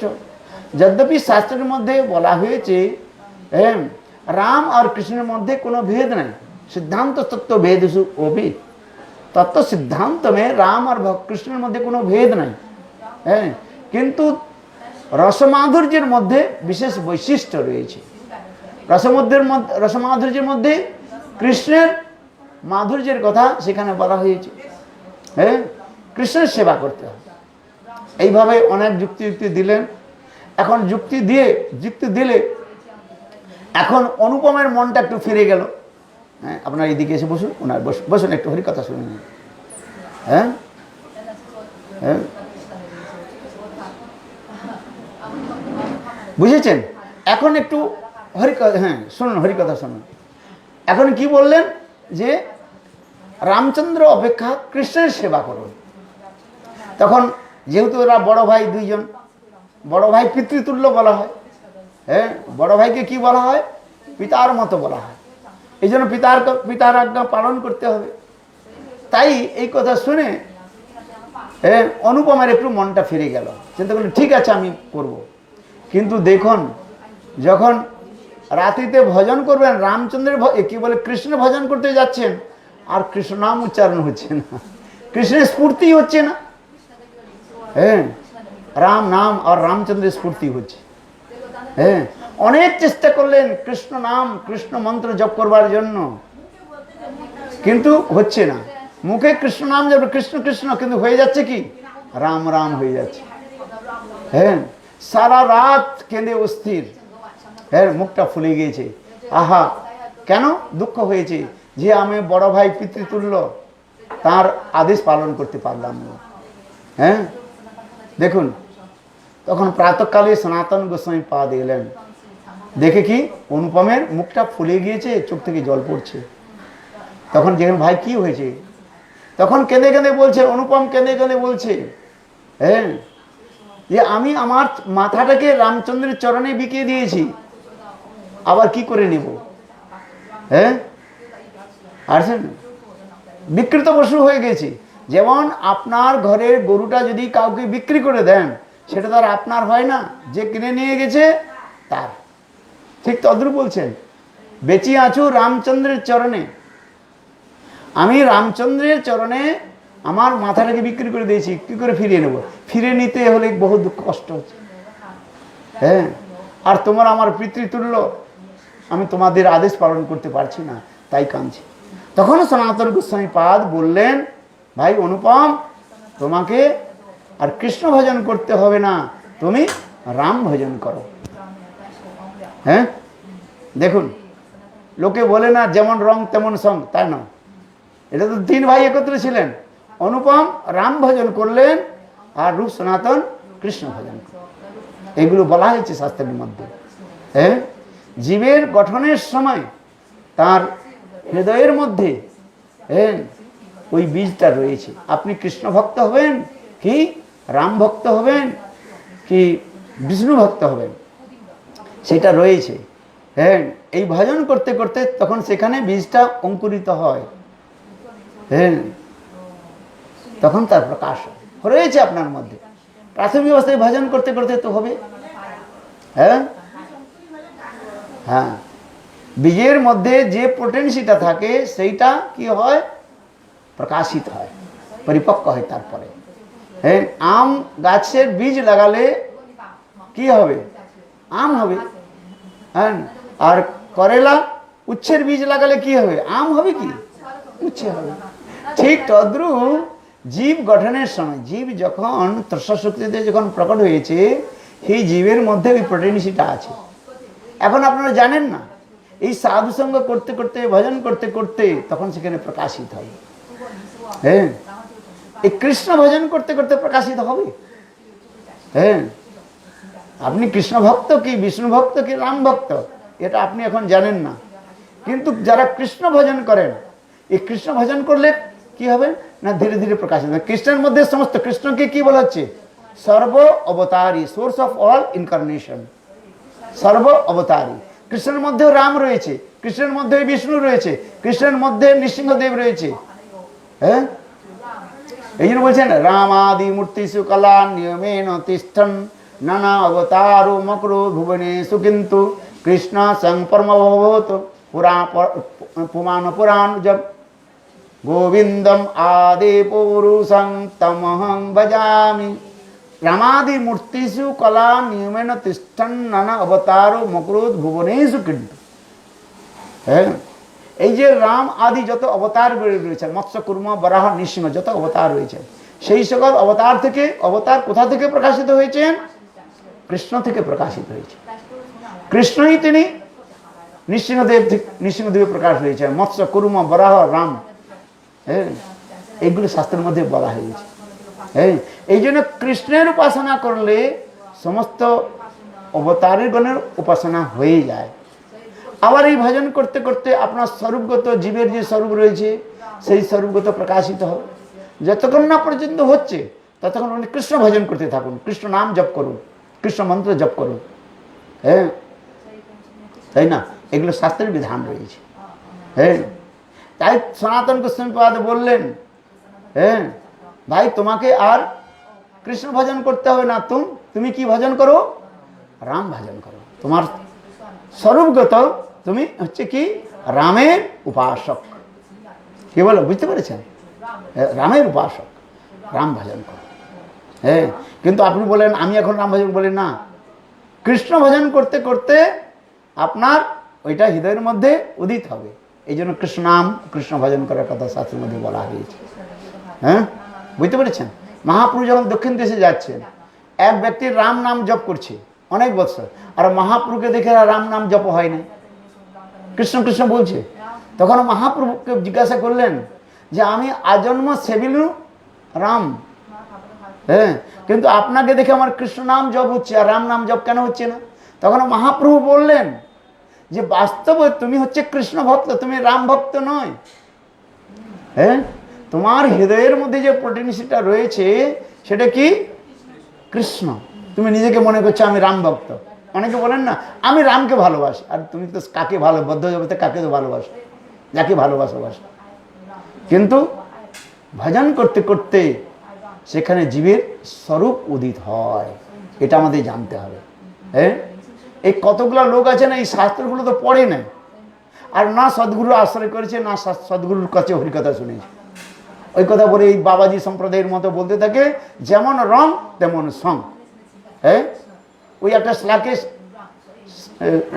শাস্ত্রের আর একটা শ্লোক দিয়ে নিজের বক্তব্যটাকে পুষ্টি করে থাকে, যস্য যৎ সঙ্গতি পুংসাং শাস্ত্র মণিবত। যেমন পুরুষের সঙ্গ করবে তেমনি হয়ে যায়। হ্যাঁ, কিন্তু এটা হচ্ছে সাধারণ লোকের উদাহরণের জন্য। যেমন দুষ্ট লোকের সঙ্গ করলে আপনি কি হয়ে যাবেন? দুষ্ট হয়ে যাবে। পচা আলুর সঙ্গে যদি অনেকগুলো আলুকে রাখা যায়, হ্যাঁ, তাহলে সেই আলুগুলো কি হয়ে যাবে? সব পচে যাবে। এই উদাহরণটা দেওয়া হচ্ছে লৌকিক উদাহরণের জন্য। হ্যাঁ, অসৎ লোকের সঙ্গ করলে আপনি অসৎ হয়ে যাবেন, সৎগুণ লোকের সঙ্গ করলে সৎ গুণ আসবে। আত্মার কিন্তু এই কথা বলা হয়নি। আত্মার যে শুদ্ধ যে বিচার রয়েছে সেটা নিত্য শাশ্বত চিরন্তন। মামই বংশে জীব লোকে জীবভূত সনাতন। যে সনাতন শব্দটা হয়, সনাতন শব্দের অর্থটা কি হচ্ছে? সদা সর্বদা নিত্য চিরন্তন। হ্যাঁ, যে বস্তুটা নিত্য চিরন্তন, যার কোনো পরিবর্তন হয় না, তার পরিবর্তন কি করে হবে? এইটাই লোকের মধ্যে মাথার মধ্যে ঢুকে না, গোবরগুলো আছে। হ্যাঁ, মামই বংশ জীব লোকে জীবভূত সনাতন। সনাতন শব্দের অর্থ হয়েছে সদা তনয়তি বিস্তরতি ইতি সনাতন, তন ধাতু বিস্তারার্থে। হ্যাঁ, সংস্কৃতে কি বললাম? তন ধাতু বিস্তারার্থে ব্যবহার করা হয়, প্রকাশিত হয় সেখানে। হ্যাঁ, বুঝতে পারছেন? যে বস্তুর মধ্যে যে পোটেনশিয়ালটা রয়েছে সেটাই তো প্রকাশিত হবে। এই জন্য জীব গঠনের সময় যার মধ্যে যেটা রয়েছে সেটাই প্রকাশিত হবে। হ্যাঁ, এইগুলো হচ্ছে আমাদের শাস্ত্রের বিচার। একই নদীর তটে, হ্যাঁ, যমুনার তটে বা গঙ্গার তটে যদি 5 প্রকারের বীজকে যদি রোপণ করা যায়, আমের বীজ দিলেন, তেঁতুলের বীজ দিলেন, করলার বীজ দিলেন, লেবুর বীজ দিলেন, হ্যাঁ, এক মাটি, একই তো মাটি, যমুনার মাটি বা গঙ্গার মাটি একই তো মাটি, জল তো গঙ্গার জল, একই জল। হ্যাঁ, সূর্যের তেজ একই তো, লোকটা তো একই। কিন্তু দেখুন, যখন ওই 5 প্রকারের বীজটা দিয়েছেন, সে 5 প্রকারের গাছ হবে, পৌধা হবে। হ্যাঁ, আর তার থেকে ফলটা অলগ অলগ হবে। কেন না? ওই যে বীজটা রোপণ করেছেন সেই বীজের মধ্যে যে পোটেনশিয়ালটা রয়েছে সেই অনুসারে প্রকাশিত হচ্ছে। এইটা লোকে বুঝতে পারে না। হ্যাঁ, এটা শাস্ত্রের বাক্য। হ্যাঁ, এইটাই লোক বুঝতে পারে না। লোকের মধ্যে কি জানি কি সব গোবর ঢুকানো আছে, গোবর পোকা রয়েছে। হ্যাঁ, এটাই বুঝতে পারে না। কি আর বলি বলুন তো? আরে একই গুরু থেকে মন্ত্র নিয়েছে ব্রজনাথ আর বিজয় কুমার, যে ধর্ম রয়েছে না। হ্যাঁ, বিজয় কুমার আর ব্রজনাথ। বিজয় কুমার মাধুর্য রসে গেল সিঙ্গার রসে। হ্যাঁ, আর কে বলে ব্রজনাথ সক্ষ রসে চলে গেল। একই গুরুর মন্ত্র, একই গুরু থেকে মন্ত্র নিয়েছে। হ্যাঁ, দেখুন, একজন গেল সক্ষ রসে আর একজন গেল মাধুর্য রসে। কেন? মন্ত্র তো একই তো, গোপাল মন্ত্র যোগ করছে রে বাবা। হ্যাঁ, কিন্তু যার যে, এই জন্য বলছেন যার যেই রস সেই রস সার বিচারিলে আছে তার তম। হ্যাঁ, চলো এইটা দেখালেন। হ্যাঁ, এবং অনেক উদাহরণ রয়েছে। নারদ ঋষি তো মন্ত্র কাকে দিয়ে? ধ্রুবকে দিয়েছেন। হ্যাঁ, ওং নমো ভগবতে বাসুদেবায়। প্রহ্লাদকে বলেছেন, হরিকথা শুনিয়ে সঙ্গ দিয়েছেন। হ্যাঁ, আবার পাণ্ডবদেরও তিনি সঙ্গ দিয়েছেন। হ্যাঁ, তো সব এক কেন হয়ে যায় না? হ্যাঁ, এইটাই আমাদের শাস্ত্রের বলা হয়েছে। বুঝতে পেরেছ? এইটাই জানতে হবে, বুঝতে হবে। হ্যাঁ, ওই কতগুলো লোক বুঝেছে, বাস ওই কেবল একটা শ্লোকই ধরে রেখেছে। কি শ্লোক? যস্য যৎসঙ্গতি পুংসাং শাস্ত্র সাত মণিবত। ওইটি একটা শ্লোক দেখে দিয়ে। আরে ওটা তো লৌকিক উদাহরণ জন্য দেওয়া হয়েছে। হ্যাঁ, মদ্যপায়ীর সঙ্গ করলে তিনি মদ্যপ হয়ে যাবেন। হ্যাঁ, যারা বিড়ি সিগারেট খায় তাদের বসতে বসতে তখন বলে ভাই একটু খা, বিনা পয়সা খাওয়াবে আপনি। হ্যাঁ, তখন আপনি বিড়ি সিগারেট খেতে খেতে বাস, হ্যাঁ, আপনার অভ্যাস হয়ে যাবে। হ্যাঁ, তাই না? এগুলো হচ্ছে লৌকিক সঙ্গ, এই লৌকিক উদাহরণ। কিন্তু আত্মার যে বৃত্তি, শুদ্ধ আত্মার যে বৃত্তি, সেটা ওই রূপ নয়, এটা হচ্ছে অপ্রাকৃত। হ্যাঁ, এটা আগে থেকে তোমার কি হয়েছে, ফিক্সড আছে। এই যে বলছে নিত্য সিদ্ধ কৃষ্ণ প্রেম সাধ্য কভু নয়, শ্রবণাদি শুদ্ধ চিত্তে করো উদয়। প্রকাশ করতে হয়। মুরারি গুপ্ত হনুমানের অবতার বলা হয় মুরারি গুপ্তকে। হ্যাঁ, মহাপ্রভু বললেন মুরারি তুমি কৃষ্ণ ভজন করো। হ্যাঁ, সারা রাত কেঁদে উপস্থিত। আর মহাপ্রভু আদেশ পালন করতে, তাই চিন্তা করছেন আমি শরীরটাকে ধ্বংস করে দেব, আত্মহত্যা করব। হ্যাঁ, যে মহাপুরুষ স্বয়ং ভগবান, তার আদেশ পালন করতে পারলাম না, ধিক্তাং ধিক্তাং। হ্যাঁ, সারা রাত কেঁদে অস্থির বসে আছে। হ্যাঁ, সর্বান্তর্যামী মহাপ্রভু তিনি হঠাৎ মুরারি গুপ্তের গৃহে এলেন। মুরারি মুরারি মুরারি, মুরারি দরজা খুলছে না। হ্যাঁ, বহুত দরজা, হ্যাঁ, টক টক টক টক টক করে পর কিছু সময় পরে মুরারি দরজা। হ্যাঁ, আর মুরারি গুপ্তের চোখগুলো ফুলে গিয়েছে, চোখ থেকে জল পড়ছে। মহাপ্রভু জিজ্ঞাসা করলেন মুরারি কি ব্যাপার? মুরারি কেঁদে উঠতে। হ্যাঁ, কিছু বলেনি। সর্বন্তর্যামী গৌর সুন্দর মহাপ্রভু বললেন মুরারি তোমার এই বিছানার নিচে কি আছে দেখো তো। বলে কিছু নেই, কিছু নেই। এই কিছু নাই কি? উঠাও উঠাও উঠাও। না না প্রভু কিছু রাখিনি। উঠাও, দেখো ওটা অত বড় একটা ধারালো তলবার অস্ত্র। বলে এটা কেন রেখেছো বলো? মহাপ্রভু সর্বন্ত সব জিজ্ঞাসা করছে, তুমি নিজেকে আত্মহত্যা করার চেষ্টা করছো। দেখুন ভগবান না, মহাপ্রভু স্বয়ং ভগবান। তাই মহাপ্রভু বললেন মুরারি আমি জানি তুমি আমার আদেশ পালন করতে পারো নাই বলে তুমি নিজেকে আত্মহত্যা করতে চেষ্টা করেছো।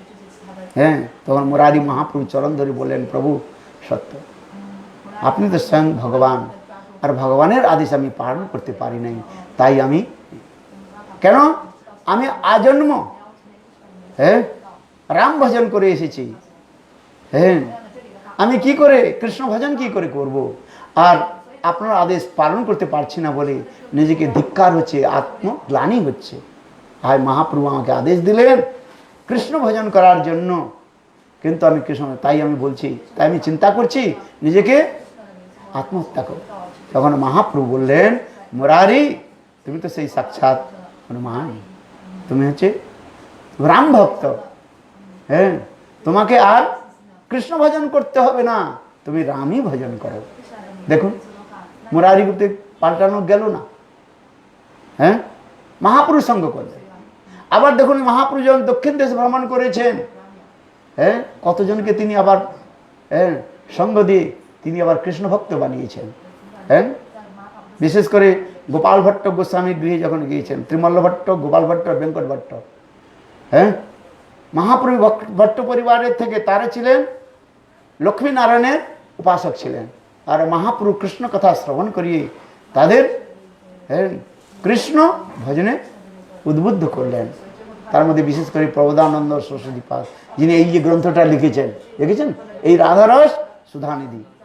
হ্যাঁ, কোথায় লক্ষ্মী নারায়ণের উপাসক, হ্যাঁ নারায়ণ উপাসক সেই সম্প্রদায়। আর মহাপ্রভুর হরিকথা শ্রবণ করে হ্যাঁ তারা কি করলো না, লক্ষ্মী নারায়ণের উপাসনা ত্যাগ করে রাধা গোবিন্দের সেবা করলেন। হ্যাঁ, এই জন্য এগুলো কথাগুলো বলা হয় যে যেগুলো যতক্ষণ পর্যন্ত সাধু সঙ্গ না হচ্ছে ততক্ষণ পর্যন্ত আমাদের স্বরূপের উপলব্ধি হচ্ছে না। এই সাধু সঙ্গ করতে করতে স্বরূপের উপলব্ধি হবে। হ্যাঁ, সাধু কি করে, সাধুর কার্যটা কি হচ্ছে? হ্যাঁ, আমাদের হৃদয়ের মধ্যে সাধু গুরুর কার্য হচ্ছে যে জীবের যে হৃদয়ের মধ্যে যেগুলো কলমশ রয়েছে, কলমশ যেমন পাপ রাশিগুলো রয়েছে, অনর্থগুলো রয়েছে, সেগুলোকে দূর করে শুদ্ধতা প্রকাশ করা। হ্যাঁ, ভগবানও পর্যন্ত আপনার যে স্বরূপ আছে তাকেও চেঞ্জ করেন না। উদ্ধব এত সাল ভজন করলো, হ্যাঁ গোপীগণের সঙ্গ করলো, হ্যাঁ স্তুতি করে গেল 6টা শ্লোকের দ্বারা গোপীগণের চরণধুলি, রাধারানীর চরণধুলি পাওয়ার জন্য স্তুতি করলো, কিন্তু রাধারানীর দাসী বলতে পারে নাই, সম্ভব নয়। কেন, তার মধ্যে কি রয়েছে, উদ্ধবের মধ্যে কি রয়েছে, কি রস। হ্যাঁ, মথুরবা দ্বারকার হ্যাঁ ওই ঐশ্বর্য মিশ্রিত সক্ষরসটা সেখানে রয়েছে। হ্যাঁ, হবে না? হ্যাঁ, এখনো পর্যন্ত নাকি উদ্ধব কঠোর তপস্যা করছেন রাধাকুণ্ডের সন্নিকট কুসুম সরোবর, আর কুসুম সরোবরের পরপারে অপর তীরে যাকে বলা হয় উদ্ধব কুণ্ড, ঘাস হয়ে সেখানে তপস্যা করছে সম্ভাবনা। আরে পঞ্চ পাণ্ডব পর্যন্ত পারে নাই, রাধা কুণ্ডের তপস্যা করল। হ্যাঁ, কৃষ্ণ স্বয়ং পঞ্চপাণ্ডব অর্জুনকেও রাধারানীর মাহাত্ম্য শ্রবণ করালেন। হ্যাঁ, রাধা দাস সর্বোত্তম। হ্যাঁ, অর্জুন আর পাণ্ডবগণের মধ্যে লোভ হলো যে আমারও রাধারানীর দাসী হব বলে রাধাকুণ্ডে গিয়ে তারা বৃক্ষরূপে সেখানে কঠোর তপস্যা করল। হ্যাঁ, পঞ্চপাণ্ডব 5 বৃক্ষ হয়ে। হ্যাঁ, হয় নাই? হ্যাঁ, গাছটা দেখেছেন? হ্যাঁ, শুকনো হয়ে গিয়েছিল। হ্যাঁ, কেন? সম্ভব নয়। এই জন্য বলছে জীব গঠনের সময় হ্যাঁ যে পটেনশিয়ালটা রয়েছে সেইটাই তার হবে। ভগবান সেখানে পরিবর্তন করেন না। হ্যাঁ, কর্তুম অকর্তুম অনথা কর্তুম যসমর্থ স ভগবান ইতিবাচ্য, তবুও ভগবান এটাকে পরিবর্তন করেন না। হ্যাঁ, ভগবান তো সর্বসমর্থ, তথাপি একটা নিয়ম যেখানে রেখেছেন সেই নিয়মটাকে ভগবান কখনো পরিবর্তন করেন না। হ্যাঁ, এগুলো আমাদের জানতে হবে। আর না হলে বাস এখানে ওখানে ছুটলে হয়ে যাবে। হ্যাঁ, ছুটলে হবে না, হরিনাম করতে হবে, গুরু প্রদত্ত মন্ত্র জপ করতে হবে। হ্যাঁ, এই মন্ত্র জপ করতে করতে অনর্থ দূরীভূত হবে, তখন নিজের স্বরূপের জ্ঞান উপলব্ধি হবে। বুঝতে পেরেছেন? এই জন্য গুরু প্রদত্ত মন্ত্র গ্রহণ করতে হবে। গুরু মন্ত্র, গুরু গায়ত্রী, গৌর মন্ত্র, গৌর গায়ত্রী, গোপাল মন্ত্র, কাম গায়ত্রী, পঞ্চতত্ত্ব, মহামন্ত্র, এগুলো গ্রহণ করতে হবে। এইগুলো গ্রহণ করতে করতে তখন আমাদের স্বরূপের উপলব্ধি হবে। হ্যাঁ, জন্ম জন্মান্তর লেগে যায় কিন্তু তার কোনো কথা নেই। হ্যাঁ, বুঝতে পেরেছেন? এগুলো আমাদের কি করতে হবে তাহলে? হ্যাঁ, হরিনাম করতে হবে আর গুরু প্রদত্ত মন্ত্র জপ করতে হবে। হ্যাঁ, গুরু মন্ত্র খুব পাওয়ারফুল, শক্তিশালী। হ্যাঁ, এই জপ করতে করতে উপলব্ধি হবে। হ্যাঁ, বুঝতে পেরেছ? হ্যাঁ, এই জন্য বাবাজি সম্প্রদায়ের এই উল্টে পাল্টে কথা যাবে না। এই কতগুলো আমাদের লোক ওই সব বাবাজির দলে গিয়ে বলে আমি সব মঞ্জুরি হয়ে যাব। হ্যাঁ, মঞ্জুরি এত সহজ নাকি? মঞ্জুরি ভাব কাকে বলে জানে না, কিছু না, মঞ্জুরি হয়ে যাবে। হ্যাঁ, প্রথমে তো দোষগুলোকে কে বলে? কাম ক্রোধগুলোকে দূর করতে হবে। বাচ বেগম মনস ক্রোধ বেগম জিহা বেগম উদর উপস্থ বেগম এতান বেগান যো বিশদে ধীরাম পৃথিবী স। হ্যাঁ, 6টা বেগকে দমন করতে হবে, অনর্থগুলোকে দূর করতে হবে, কাম ক্রোধগুলিকে ধীরে ধীরে নাশ করতে হবে, ভগবানের নাম করতে হবে। হ্যাঁ, শাকাহারি বনতে হবে। হ্যাঁ, কি হারি বনতে হবে? শাকাহারি। হ্যাঁ, পেঁয়াজ রসুন খাওয়া চলবে না, এগুলো দুর্গন্ধ পদার্থ, তামসিক খাদ্য বলা হয়, তাই না? হ্যাঁ, খাবেন না আপনারা। হ্যাঁ, আহার শুদ্ধই চিত্ত শুদ্ধই, চিত্ত শুদ্ধই ধ্রুবাণ স্মৃতি, স্মৃতি লব্ধে ব্রহ্ম। অনেকে বলে বলে খাওয়া দাওয়ার সঙ্গে কি সম্বন্ধ আছে বাবা? হ্যাঁ, যা কিছু খান না কেন, ভগবান মহাপুরুষ বলেছেন নাম করতে বলেছেন, নাম মন্ত্র জপ করতে বলেছেন। আমরা নাম মন্ত্র জপ করব। আপনারা কোথা থেকে নিয়ে আসেন? আবার মাছ মাংস খাবে না, ডিম খাবে না। হ্যাঁ, ডিমের কি হয়? মাপলেট না কি বলে? হ্যাঁ, অমলেট, অমলেট না মাপলে আনতে যাই না, ডিম খাবে না। হ্যাঁ, কি বলে সব? কেন খাওয়ার কথা? মাছগুলো খেতে বলছে, এত সুন্দর পুকুরে চকচক চকচক করে ঘুরে বেড়াচ্ছে। হ্যাঁ, আসেন। এই জন্য কতগুলো সহজিয়া লোক কি বলেন জানেন? সহজিয়া লোকের কথাগুলো জানতে হবে, তাহলে তো তাদের বিষয়গুলো কাটতে পারবেন। হ্যাঁ, বলে সব মাছ খাবে না, যেগুলো সাত্বিক মাছ রয়েছে সেইগুলো খাবে। মাছের আবার নাকি সাত্বিক, তামসিক, রাজসিক, এগুলো মন গড়ন্তি বা। হ্যাঁ, এইগুলো সহজিয়া লোক বলে কি? হ্যাঁ, কি বলে শ্লোক জানেন? ইলিশা খলিশা বাচা। ইলিশ মাছটা হচ্ছে সাত্বিক মাছ, ইলিশা খলিস আর কি আর খলসি মাছ না, খলসে মাছ, অলিশা খলিশা বাচা, বাচা মানে বাটা মাছ, বাটা মাছ হয় না পুকুরে, হ্যাঁ বাটা, ইলিশা খলিশা বাচা আর কি সব বলে ভুলে গেছে এইসব লোক, এইসব সহজে লোক বলে, বলে এই সাত্বিক মাছগুলো খাবে। আর যে মাছের মধ্যে বেশি কাঁটা থাকে সেগুলো হচ্ছে কি মাছ, তামসিক মাছ। এই তামসিক মাছ এগুলো খাবে না, গলায় কেটে যাবে।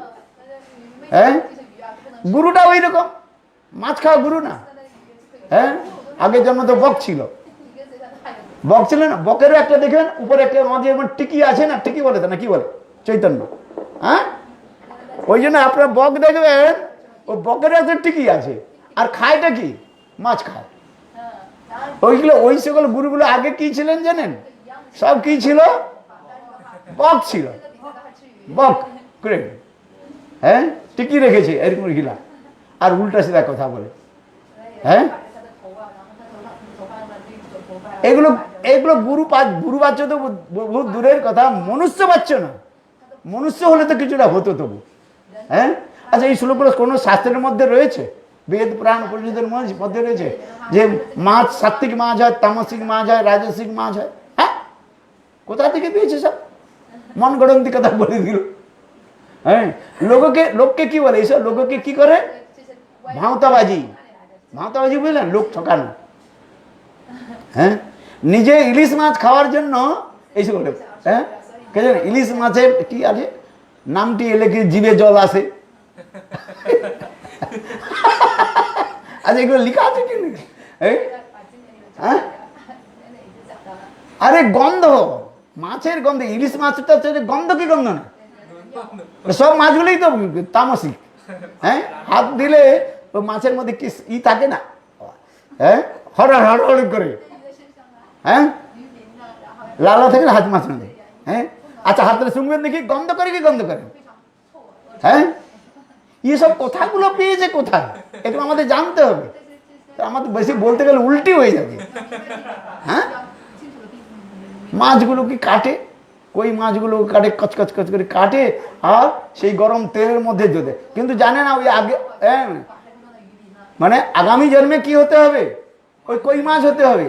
আর কই মাছটা তখন মানুষ হয়ে তোমাকে ওইরকম তেলে ভাজবে। হ্যাঁ, বুঝতে পেরেছেন, তেলে ভাজা বের করে দিবে তখন। হ্যাঁ, এই জন্য খাবেন না আর করবেন না। হ্যাঁ, মাছ ভাজবেন না, মাছ ভাজেন এইসব মাছ খাবেন না, মাছ ভাজবেন না। আরে তাদের তো ছেলে মেয়ে রয়েছে, তোমার ছেলেটাকে যদি কেউ কাটে আপনি খুব আনন্দ পাবেন? বলুন, আপনি নিজে বলুন। সেই মাছের তো ছেলে মেয়ে রয়েছে। হ্যাঁ, আর কেউ বলি দেয়, ছাগলগুলোকে বলি দেয় কাটে, নিজের ছেলেকে বলি দাও না। হ্যাঁ, শাক বলি দেয়, কতগুলো ব্রাহ্মণ আবার এইরকম রয়েছে। হ্যাঁ, আরে কি সব করে, উল্টা ফলটা করে সব। হ্যাঁ, এগুলো করবেন না।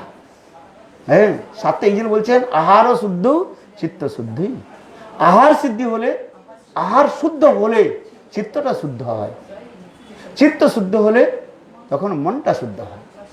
আহার শুদ্ধ চিত্ত শুদ্ধ, চিত্ত শুদ্ধ ধ্রুবানুস্মৃতি, তখন ভগবানের চিন্তন হয়, আর ভগবানের চিন্তনের দ্বারা তখন ভগবানকে পাওয়া যায়।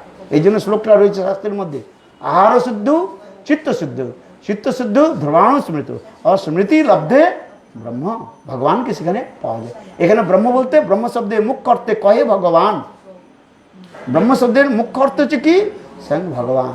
এই জন্য ভগবানের ভজন করতে হলে এইগুলো শুদ্ধ আহার করতে হবে।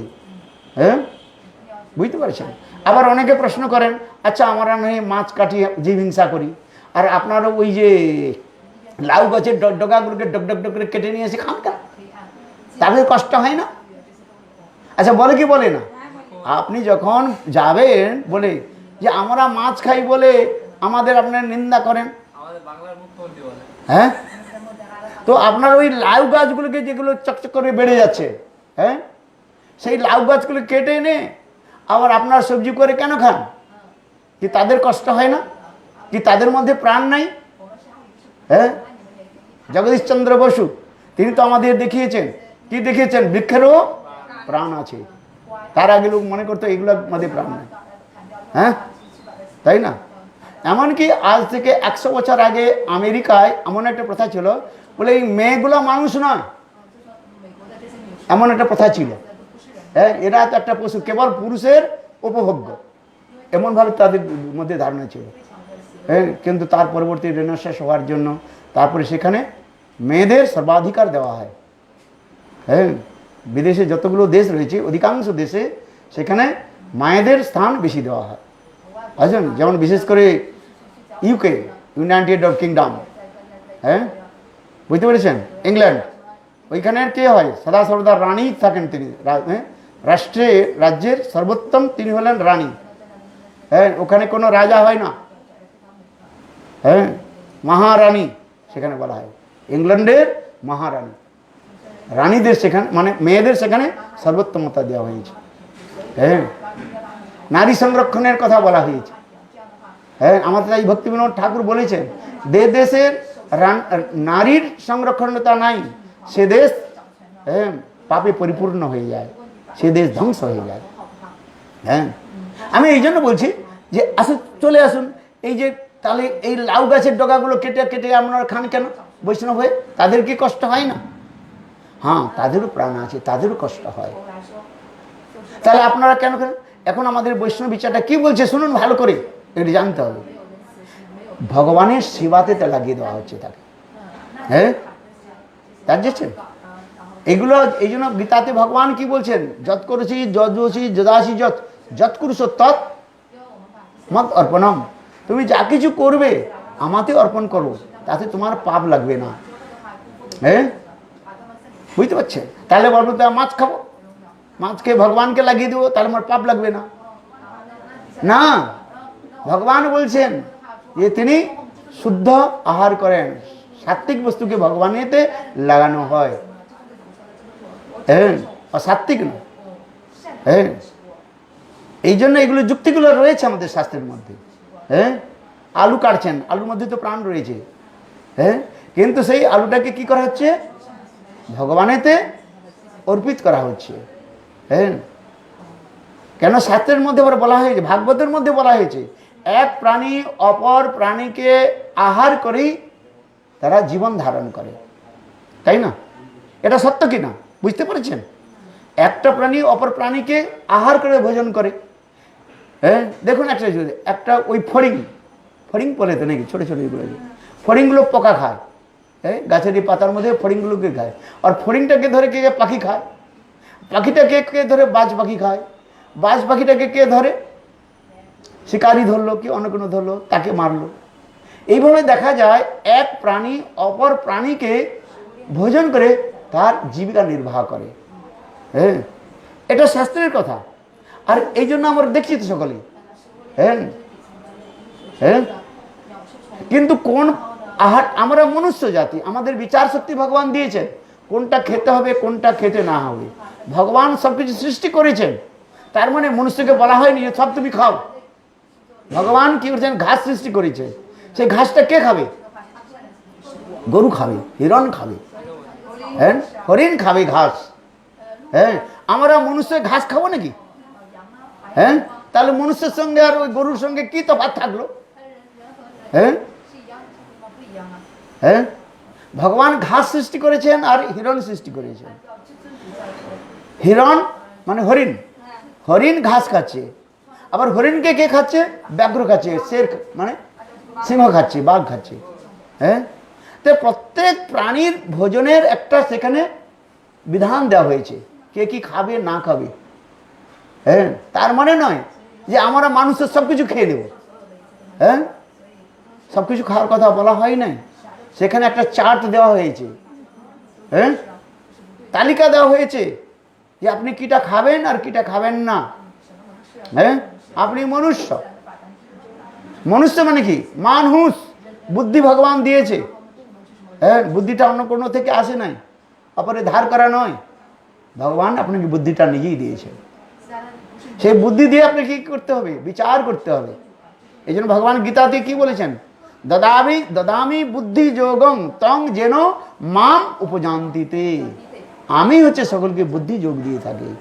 সেই বুদ্ধি যোগের দ্বারাই আমাকেই প্রাপ্ত করা যায়। কিটা খাবেন না খাবেন, এই জন্য গীতার মধ্যে আগে গীতা পড়বেন, দেখেন ওখানে 3 প্রকারের ভোজনের কথা বলা হয়েছে।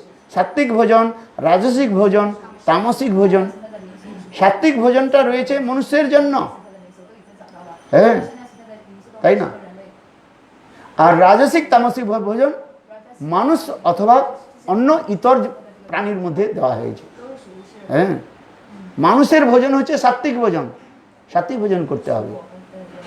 হ্যাঁ, এগুলো বলা হয়। এই জন্য আমরা মাছ মাংস খাই না। হ্যাঁ, শাকাহারি করে, আবার শাকাহার করলেও সেটা ভগবানেতে অর্পণ করতে হবে, তাহলে আর সেখানে পাপ লাগবে না। হ্যাঁ, তাই না? তার এই মানে নয় যে উঠলাম আর একটা ওই কি বলে গাছের পাতাকে নিয়ে কাচ কাচ কাচ করে খেতে দিলাম, এই ভগবানে অর্পিত করাকে। হ্যাঁ, ভগবানে অর্পিত করে যদি কোনো গাছের পাতাটা যদি আপনি খান, নিম পাতাটাও খান, হ্যাঁ নিম পাতা খায় না অনেকে সকালে উঠে, ঠিক আছে আপনি খান, সেই নিম পাতাটা ভগবানেও অর্পিত করতে হবে। আর ভগবানে অর্পিত না করে যদি খেতে থাকেন তাহলে পাপ লাগবে। গীতাতে ভগবান বলছেন, আমাকে অর্পিত না করে যে খায় সে প্রত্যেক ক্ষণে ক্ষণে কি ভোজন করে? পাপ ভোজন করে। হ্যাঁ, এই জন্য ভগবানকে ভোজন করতে। আবার তার মধ্যে আরো একটা সুষ্ঠু বিচার রয়েছে, শাস্ত্র দিয়েছে, নিজেকে অর্পিত করে যদি আপনি কোনো ভোজন করেন, হ্যাঁ তাহলে সেখানে আবার দোষ লাগে না। আগে কি বলছেন? নিজেকে ভগবানেতে অর্পিত করতে হবে। হ্যাঁ, বুঝতে পারছেন? ভগবানকে আগে নিজেকে কি করতে হবে? ভগবানেতে অর্পিত করতে হবে। হ্যাঁ, সমর্পিত করতে হবে নিজেকে। হ্যাঁ, সারেন্ডার করে দিতে হবে ভগবান। তারপরে যদি আপনি যা কিছু কার্য করছেন সেটা করলে আর পাপ লাগে না। বুঝতে পেরেছেন? এগুলো শাস্ত্রের বিচার রয়েছে। হ্যাঁ, ভগবানে তো অর্পিত করতে হবে। হ্যাঁ, এই সকল যুক্তিগুলো রয়েছে শাস্ত্রের মধ্যে রয়েছে। যা কিছু ভোজন করবেন কি করবেন? আগে ভগবানেতে, ভগবানকে কি করে নিবেদন করবেন, করেন কি না? ভগবানকে নিবেদন করবেন। খেতে তো হবে, ভগবান তো আপনার সব খেয়ে নিয়ে চলে যাবে না, খালি করে দিবে না। ভগবান খালি করে দেয় কিন্তু আপনি বুঝতে পারেন না। হ্যাঁ, আপনি মনে করেন যদি ভগবানকে সব দিয়ে ভগবান তো খেয়ে নেবে, আমি কি খাবো? হ্যাঁ, সেই জন্য ভগবান আপনার নিবেদিত বস্তুটা গ্রহণ করে আবার তিনি প্রসাদ রূপে আপনাকে দিয়ে দেন, পরিপূর্ণ করে দেন। হ্যাঁ, এইটি হচ্ছে বিচার। এই জন্য ভগবান নিজে খান, আপনি যদি ভগবানকে দেন না, ভগবান এই জন্য গীতাতে ভগবান পত্র পুষ্পম ফলং তয়ং যো মে ভক্তা প্রযচ্ছতি। হ্যাঁ, ভক্তি সহকারে ভগবানকে যদি কিছু নিবেদন করা যায়, ভগবান সাক্ষাৎ রূপে গ্রহণ করেন। অস্নামী সত্য কথা মানে সাক্ষাৎ আপনার মানে দিয়ে হয়ে বস্তুকে গ্রহণ করেন। আপনি ভগবানকে যা দিয়েছেন সেই ভগবান আপনার নিবেদিত বস্তু সাক্ষাৎ রূপে গ্রহণ করেন, খেয়ে খান ভগবান। হ্যাঁ, আবার ভগবান তার অচিন্ত শক্তির দ্বারা আপনার থালিতে সেটা দিয়ে দেন। তাকে বলা হচ্ছে কি? মহাপ্রসাদ। হ্যাঁ, ভগবানকে নিবেদন করে ভগবান থেকে বলা হয় প্রসাদ। হ্যাঁ, আবার ভগবান যে প্রসাদ দিয়ে খেয়ে দেয় তাকে বলা হচ্ছে মহাপ্রসাদ। আবার বৈষ্ণবগণ সেই মহাপ্রসাদের যে উচ্ছিষ্ট রাখেন তাকে বলা হচ্ছে মহাপ্রসাদ। হ্যাঁ, বুঝতে পেরেছেন? এই জন্য যা কিছু খাবেন কি করবেন? ভগবানেতে অর্পণ করবেন। হ্যাঁ, বুঝতে পেরেছেন? হ্যাঁ, সব বুঝবেন। হ্যাঁ, অবুঝ কেউ নয়, সব আপনার বুঝ। হ্যাঁ, হ্যাঁ, যার অবুঝ বুঝেও যদি বুঝে না তাকে কি করে বোঝানো যাবে? হ্যাঁ, অবুঝেরে কত না বলো বোঝানো না যায়, ঢকিতে যত বলো ধান ভাঙি যায়। কি বললাম? বুঝতেছেন বাংলার কথাগুলো? অবুঝেরে যত বুঝায় বোঝানো না যায়, আর ঢেকিতে যতই বলো না কেন ধান ভেঙে যায়। ঢেকির কার্যটা কি হলো? ধান ভাঙা। ও স্বর্গে গেল ধান মারি, কথা বলে না? ঢেকি যেখানেই যাবে না কেন তার কার্যটা কি হলো? ধান ভাঙা। ধপাত ধপাত ধপাত ধরে ধান মারি। এই জন্য বলছেন অবুঝেরে যত বুঝানো না যায়, যদি বুঝতে কেউ না চায় 1000 বার আপনি বলেন ও বুঝবে না। হ্যাঁ, ঢেকি দেখেছেন আপনারা? হ্যাঁ, ঢেকে দেখেছেন? ঢেকের সামনের দিকটা তাকে এর করেছে লোহার থাকে, আর ওটা পিছনের দিকে পা দিয়ে এরকম করতে হয়, উপরটা উঠে যায় তখন ধাপাত ধাপাত করে। এই জন্য বলছে হ্যাঁ, বলে অবুঝেরে যতগুলো বুঝানো না যায়, হ্যাঁ, আর ঢেকে যত যত করো না কেন ধান ভেঙে যায়। ঢেমকির কাজ হচ্ছে ধান ভাঙা। সেই জন্য আমাদের অবুঝ হলে চলবে না, আমাদের বুঝতে হবে। বুঝতে পারছেন? You have to understand. বুঝার চেষ্টা করে তো বোঝা যাবে। আর যদি বুঝার চেষ্টা না করে, হাজার বললে এক ইস কান সে নিকালতা है, इस कान से निकल जाता है। হ্যাঁ, এই কানে ঢুকে আর এই কান থেকে বেরিয়ে যাবে। হ্যাঁ, এই জন্য না, বুঝতে হবে, বুঝতে হবে আর বুঝাতে হবে। আপনি নিজে ভালো করে যদি বুঝেন, তাহলে অপরকে ভালো করে বুঝাতে পারবেন। এই জন্য আমাদের বলা হয়েছে বুঝুন, আপনারা আসুন, হরিকথা শুনুন, বুঝুন। হ্যাঁ, না হলে কি করে হবে বলুন? হ্যাঁ, বহুত প্রেমানন্দে হরি। যান আপনার প্রসাদ পান, হরিকথা।